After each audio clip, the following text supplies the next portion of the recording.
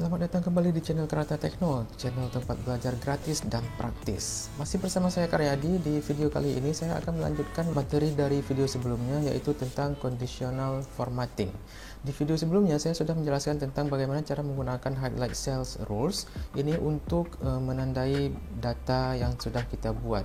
Oke, sekarang kita akan lanjutkan untuk conditional formatting yang kedua, yaitu top bottom rules. Di sini ada 6 pilihan lagi yang akan kita coba satu persatu di video ini. Jadi bagaimana caranya? Simak terus.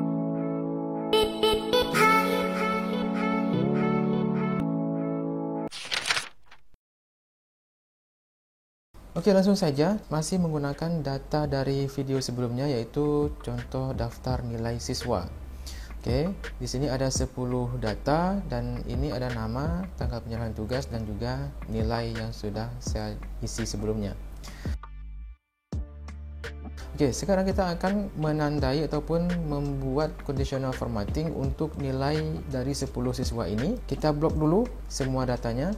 Kemudian conditional formatting top bottom rules, saya akan jelaskan yang pertama, yaitu top 10 items. Top 10 items ini atau top 10 item ini kita bisa klik. Nah, ini maksudnya adalah 10 nilai tertinggi ya, ataupun masuk 10 besar.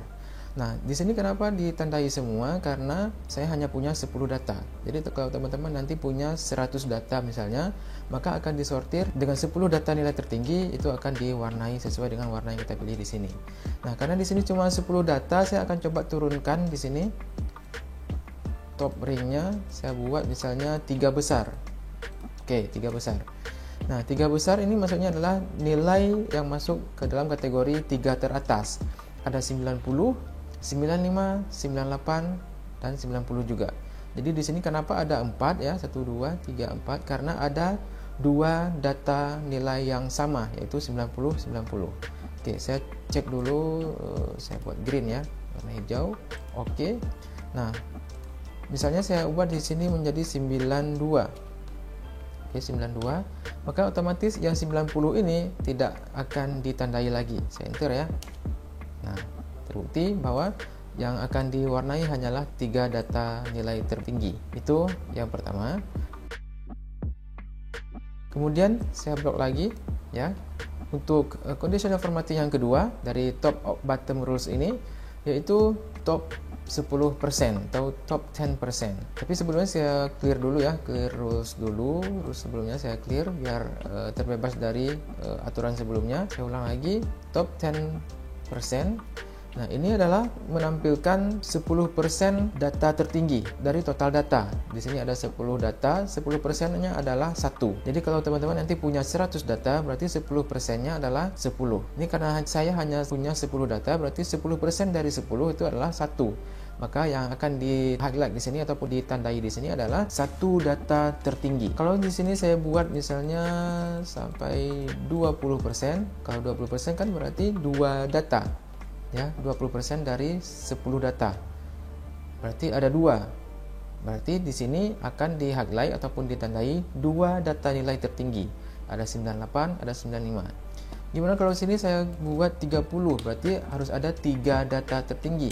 Nah, jadi seperti ini, 3 data tertinggi berarti 98, ada 95, ada 92 dan seterusnya. Kalau saya buat di sini 50 misalnya, ada 5 data tertinggi, 5 data nilai tertinggi ya, 1 2 3 4 5. Jadi ini ingat teman-teman ya, data nilainya, data nilai tertinggi, bukan jumlahnya. Jadi kalau memang ada nilai yang double misalnya 90, yang ini juga 90 misalnya, maka dia juga akan masuk ring. Yang ini 90 juga misalnya, maka dia juga akan masuk ring. Oke, saya kembalikan lagi nilainya. Untuk conditional formatting top bottom rules berikutnya adalah bottom 10 items ataupun 10 nilai terendah. 10 nilai terendah karena ini 10 data maka akan diwarnai semuanya. Sekarang saya akan membuat 3 data terendah. Nah, 3 data terendah otomatis di sini akan muncul ada 70, ada 65, ada 49. 3 data terendah. Kalau saya buat di sini 5 data terendah, berarti ada 75, 70, 65, 75, 49. Jadi ini sama juga berlaku seperti yang tadi. Kalau memang ada nilai yang double maka juga akan ikut di highlight. Misalnya yang ini saya buat 49 juga misalnya. maka juga akan ikut di highlight. Walaupun di sana kita buat tadi 5, maka di sini akan menjadi 6. Kenapa? Karena ada nilai yang double. Jadi seperti itu. Oke, langsung saja ke berikutnya.